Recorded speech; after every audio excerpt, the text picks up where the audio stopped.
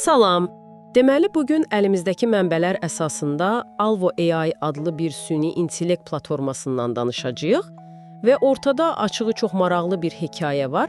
Əlimizdə iki tamamilə fərqli, belə deyəm, sənəd var. Biri şirkətin öz veb-saytından götürülüb.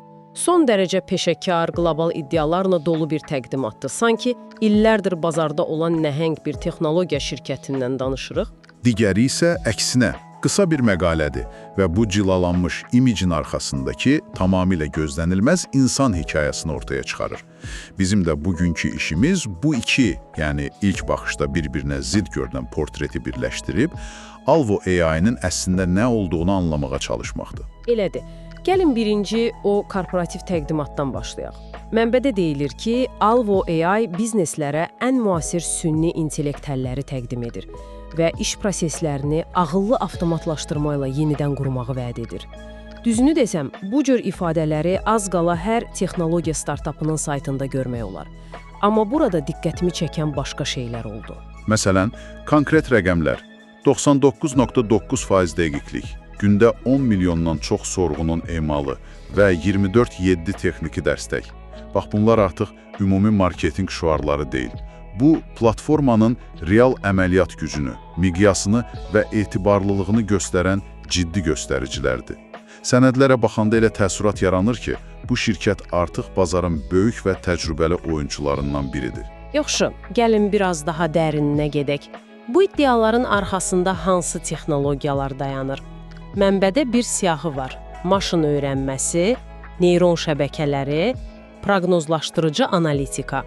Bu terminlər indi hər yerdə qarşımıza çıxır, amma gəlin etiraf edək ki, çox vaxt onların real mənada biznes üçün nə demək olduğunu tam anlamırıq. Başlayaq maşın öyrənməsindən.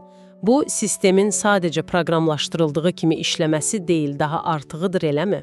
Tamamilə. Ən sadə dildə desək, maşın öyrənməsi, yəni machine learning, o deməkdir ki, sistem statik deyil, dinamikdir. O bir dəfə proqramlaşdırılıb kənara qoyulmur. Əksinə, sizin daxil etdiyiniz yeni məlumatlardan, müştərilərinizin davranışlarından, proseslərinizin nəticələrindən davamlı olaraq öyrənir. Zamanla daha ağıllı və daha səmərəli olur. Yəni, sistem sanki sizin biznesinizlə birlikdə böyüyür, onun bir parçasına çevrilir. Məsələn, bir onlayn mağaza üçün bu nə demək olardı? Gözəl sualdır. Təsəvvür edin ki, onlayn mağazanız var. Maşın öyrənməsi alqoritmi müştərilərin hansı məhsullara baxdığını, hansıları birlikdə aldığını, hansı endirimlərə reaksiya verdiyini analiz edir. Bir müddət sonra o, hər bir müştəriyə fərdi təkliflər sunmağa başlayır. Hətta sizin fərqində olmadığınız əlaqələri tapır. Məsələn, cümə axşamları axşam saat 8-dən sonra uşaq bezləri alan kişilərin eyni zamanda pivə də almağa meyilli olduğunu kəşf edə bilər. Bu, real bir nümunədir. Sistem bu məlumatdan istifadə edərək satışları artıra bilər. Çox maraqlıdır. Deməli, bu, sadəcə datanı toplamaq deyil, o datanın içindəki gizli hekayələri oxumaqdır. Yaxşı, bəs neyron şəbəkələri? Bu, biraz daha fantastik səslənir. Adı birbaşa insan beynini xatırladır. Bu bənzətmə nə qədər doğrudur? Analoji olaraq doğrudur. Neyron şəbəkələri dərin öyrənmənin, yəni deep learning-in özəyidir və həqiqətən də insan beyninin neyronlarından ilhamlanaraq yaradılıb. Onların super gücü nədir? Çox, həddindən artıq çox böyük həcmli məlumatlar içərisində insan gözünün və hətta standart alqoritmlərin görə bilməyəcəyi qədər mürəkkəb və gizli nümunələri, əlaqələri tapmaqdır. Bir saniyə, buna bir aydınlıq gətirək. Deyək ki, bank sektorundayıq və kredit kartı saxtakarlığını aşkarlamaq istəyirik. Yəni, sistem başqa ölkədən $1000 yuxarı əməliyyat şübhəlidir kimi sadə bir qayda ilə işləmir. Əla, məhz bunu tutdunuz. Sadə qaydalarla işləmir. O, milyonlarla normal tranzaksiyanın vibrasiyasını, ritmini öyrənir. Sizin normal xərcləmə vərdişləriniz necədir? Adətən harada və nə vaxt pul xərclərsiniz? Və bu ümumi mənzərəyə uyğun gəlməyən, ancaq heç bir konkret qaydanı pozmayan ən kiçik anomaliyanı belə anında tutur. Bu, sadə qaydalardan qat-qat güclüdür. Aydındır. Deməli, neyron şəbəkələri keçmişdəki gizli nümunələri tapan bir detektiv kimidir. Onda məntiqlə növbəti addım bu nümunələrdən istifadə edərək gələcəyi təxmin etmək olmalıdır. Yəqin ki, proqnozlaşdırıcı analitika da elə burada dövrəyə girir, hə?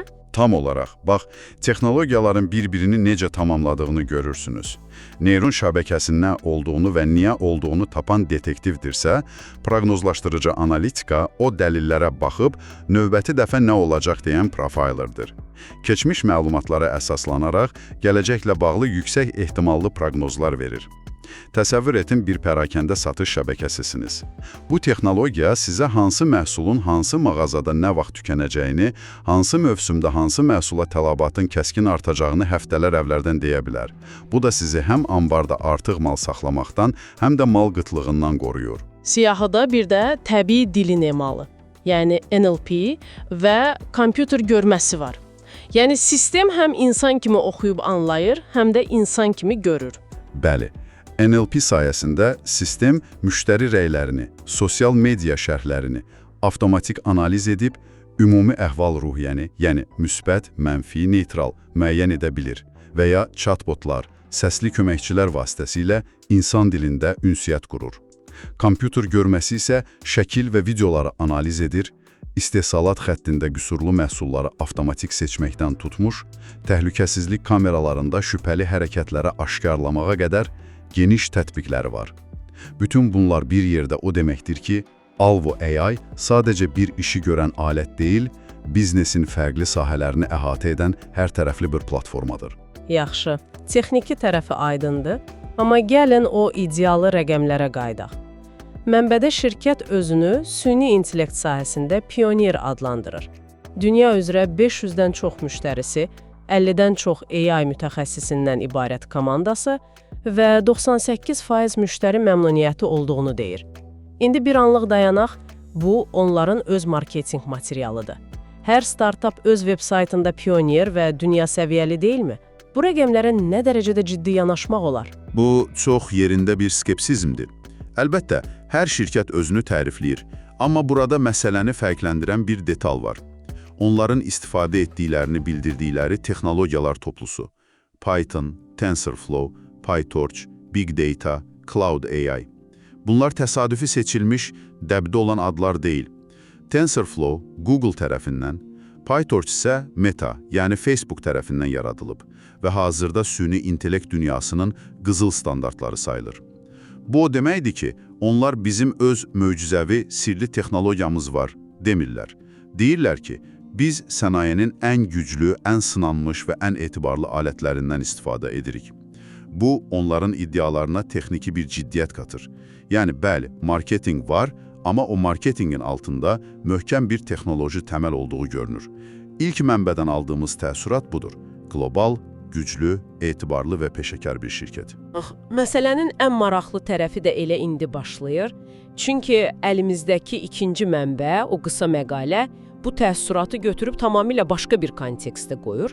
Bu cılalanmış beynəlxalq korporativ imicin arxasındakı əsl hekayəni üzə çıxarır. Məlum olur ki, Alvo AI bir Azərbaycan layihəsidir. Bəli, və bu məlumat sözün əsl mənasında hər şeyi dəyişir.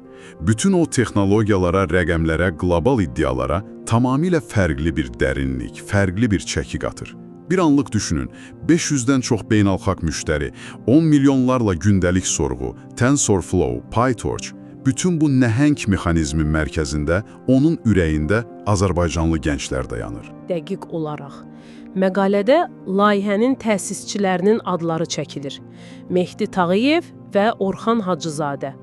Və ən heyrətləndirici detal, məqalənin əsas vurğusu budur ki, onlar hələ də universitet tələbələridir.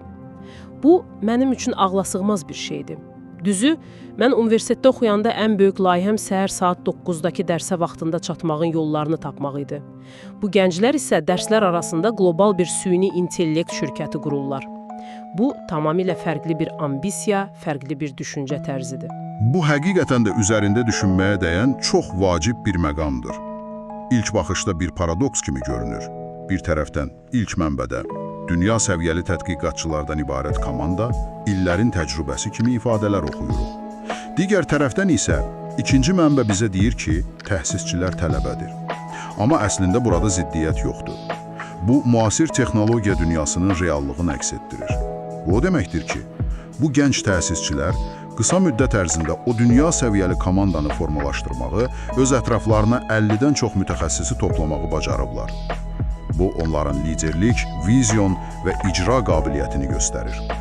Artıq təcrübə təkcə yaşla, təqvim illəri ilə ölçülmür, həm də əldə edilən nəticələrlə, qurulan sistemlərlə ölçülür. Deməli, qarşımızda iki fərqli, amma əslində bir-birini tamamlayan portret var. Biri Alvo AI-nın rəsmi saytında gördüyümüz, qlobal müştərilərə xitab edən, cilalanmış, korporativ və beynəlxalq bir şirkət imici. Bu imic potensial müştəriyə bir mesaj verir. Bizə güvənə bilərsiniz, biz peşəkarıq, biz qlobal standartlara cavab veririk. Digəri isə bu möhkəm fasadın arxasındakı insan hekayəsi. Azərbaycandan çıxan, hələ universitet skamyasında oturan gənc və istedadlı tələbələr tərəfindən yaradılan bir startup hekayəsi. Bu hekayə isə tamamilə fərqli bir təbəqəyə, fərqli emosiyalara xitab edir. Bu, ilhamın, cəsarətin və yerli potensialın hekayəsidir. Bu ikinci məlumat sizin üçün bütün o texniki detalları daha mənalı etmirmi? Mənim üçün edir. Çünki bu artıq sadəcə bir texnologiya deyil, həm də bir insan hekayəsidir. Bu TensorFlow və ya PyTorch'un sadəcə bir kod kitabxanası olmadığını, bu gənclərin əlində bir vizyonu reallığa çevirmək üçün bir vasitə olduğunu göstərir. Mütləq. Texnologiya özlüyündə neytraldır, soyuqdur. Onu mənalı edən, onun arxasındakı məqsad və onu yaradan insanların hekayəsidir. Bu iki mənbəni birləşdirdikdə, biz sadəcə bir məhsulun texniki xüsusiyyətlərini deyil, bir fenomenin doğuluşunu, bir hekayənin yaranmasını görürük. Yaxşı. Gəlin indi bütün bunları bir yerə yığaq. Bu iki fərqli hekayəni necə sintez edə bilərik? Sanki iki fərqli filmdən səhnələrə baxırıq. Biri Hollywoodun korporativ trilleri, digəri isə müstəqil kinonun ilhamverici drama. Bunlar bir-biri ilə necə uzlaşır? Ən maraqlı məqam da elə budur. Bu iki hekayə bir-birini təksib etmir. Əksinə, bir-birini tamamlayır və daha da gücləndirir. Bu, 21-ci əsrin texnologiya startaplarının reallığıdır. Onlar uğurlu olmaq üçün eyni anda iki fərqli dildə danışmağı bacarmalıdırlar. Bir tərəfdən, qlobal bazarda rəqabət aparmaq üçün beynəlxalq standartlara cavab verən, güvən yaradan, peşəkar bir imic yaratmalıdırlar. Çünki Almaniyadakı, Yaponiyadakı və ya Amerikadakı müştəri onların haradan gəldiyini yox, ilk növbədə onların hansı problemi həll etdiyini və nə qədər etibarlı olduğunu bilmək istəyir. Alvo AI-nın ilk mənbəsi, o korporativ təqdimat məhz bu dildə danışır. Bu, biznesin dilidir. Digər tərəfdənsə onların öz hekayələri var. Bəli, və onlar bu unikal yerli hekayələrini də qoruyub saxlamalıdırlar. Bu hekayə onlara ruh, orijinallik və fərqlilik qatır. Bu, təkcə investorlar və ya media üçün deyil, həm də komandanın öz daxili motivasiyası üçün bir yanacaqdır. Çətin anlarda onlara haradan başladıqlarını və nə üçün bu işə girişdiklərini xatırladan bir qüvvədir. Alvo AI-nin hekayəsi, gənc istedadların doğru alətlər və böyük bir vizyonla coğrafi sərhədləri aşaraq qlobal miqyasda necə böyük işlər görə biləcəyinin canlı misalıdır. Onlar həm biz dünya səviyyəli bir şirkətik deyə bilirlər, həm də biz bu hekayəni Azərbaycanda başladıq deməyin qürurunu yaşayırlar. Bu ikisi bir-birini zəiflətmir, gücləndirir. Deməli, əgər bütün bu məlumatları bir cümlələ ümumiləşdirsək, Alvo AI-ın əsl hekayəsi təkcə texnologiya və ya təsirli rəqəmlər haqqında deyil. Bu, 21-ci əsrdə brendingin necə qurulmalı olduğuna dair bir master-klassdır. Tamamilə. Bu hekayə bizə öyrədir ki, bugün qlobal miqyasda rəqabət aparmaq üçün bir startupın ikili kimliyə sahib olması lazımdır. Müştərilər üçün universal olaraq anlaşılan, peşəkar, korporativ bir sima və komandanı ruhlandıran, insanları cəlb edən səmimi, ilham verici bir yaranma hekayəsi. Alvo AI eyni anda iki dildə danışmaq sənətini mükəmməlləşdirmiş görünür. Fantastik bir sintez oldu. Bu, həm texnologiyanı, həm də onun arxasındakı insanı anlamaq üçün çox güclü bir çərçivədir. Elədir. Bütün bunlar isə sonda bizi çox maraqlı bir sual üzərində düşünməyə vadar edir. Sizin də bu barədə düşünməyiniz maraqlı olardı. Bir texnologiya şirkətinin kimliyində hansı daha çox rol oynuyor? Onun təqdim etdiyi cilalanmış, peşəkar korporativ imic, yoxsa onun yaranmasının arxasındakı səmimi və ilham verici insan hekayəsi? və bu ikisi bir-birini necə daha da gücləndirə bilər? Sizi bir istifadəçi, bir investor və ya sadəcə bir müşahidəci kimi hansı hekayə daha çox cəlb edir?